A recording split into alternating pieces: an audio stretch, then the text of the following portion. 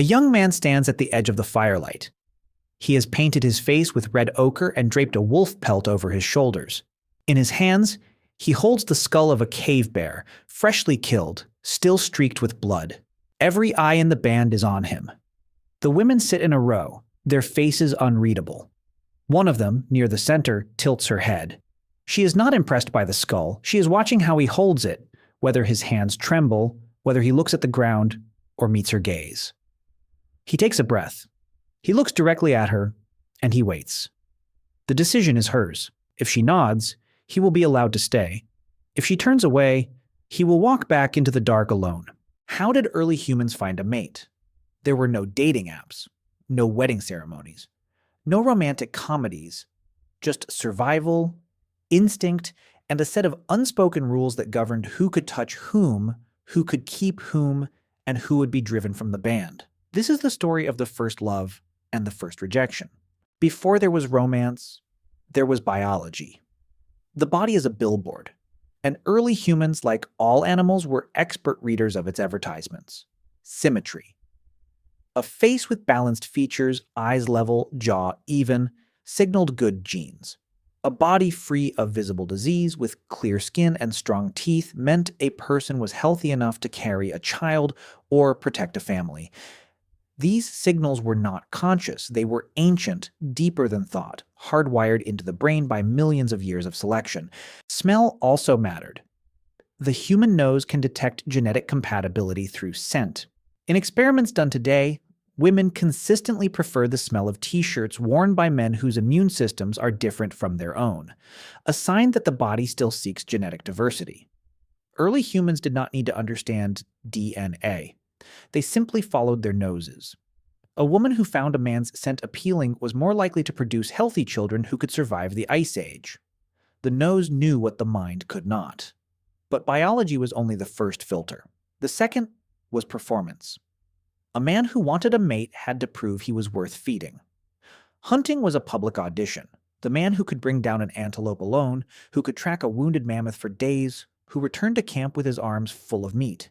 He had leverage. Women watched the hunters carefully, not just whether they killed, but whether they shared. A man who hoarded his kill for himself was a poor prospect. A man who gave meat to the old and the young was demonstrating the most attractive quality in a prehistoric partner: generosity. Women also competed for mates, though the evidence is quieter. A woman who could tan hides faster, gather more berries, or remember the location of 100 medicinal plants was valuable.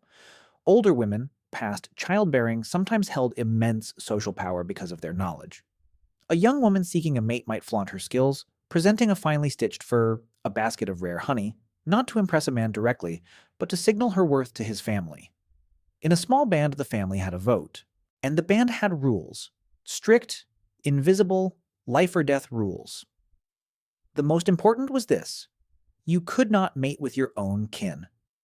Incest avoidance was one of the earliest social laws enforced by instinct and by exile.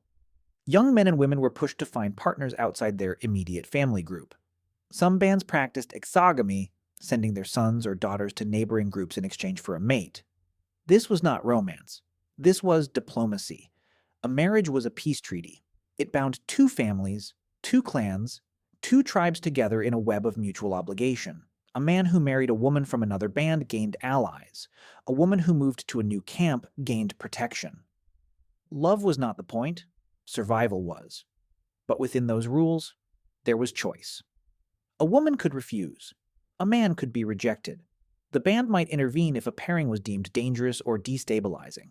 And when a couple did form, it was often for a season, a year, a few years.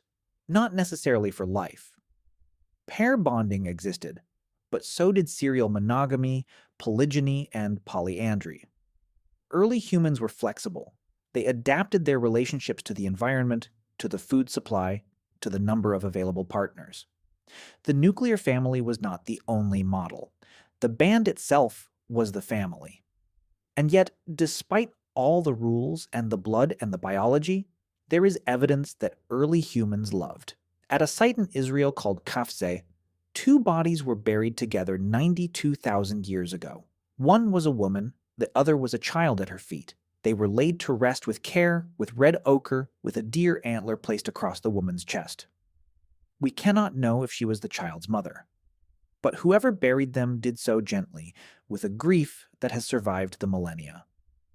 In another grave in Siberia, a man and a woman were buried facing each other, their hands touching 5,000 years ago, still prehistoric by any standard. The pose is unmistakable. It is the pose of lovers. The first date, the first gift, the first kiss. They left no fossils. But the first embrace? That we can see preserved in the earth waiting for us to remember. So, how did early humans find a mate? They showed off. They sniffed the air, they brought home meat and honey, they obeyed the elders, broke the rules, fought rivals, crossed valleys, learned songs, painted their faces, and stood at the edge of the fire hoping for a nod. It was not so different from now. The stage was a campfire instead of a screen. The currency was survival instead of status. But the hunger was the same, to be chosen, to be kept, to be loved. If you lived 50,000 years ago, what do you think your mating strategy would have been? Would you show off your hunting skills, your plant knowledge, or your storytelling? Tell me below. I read every strategy.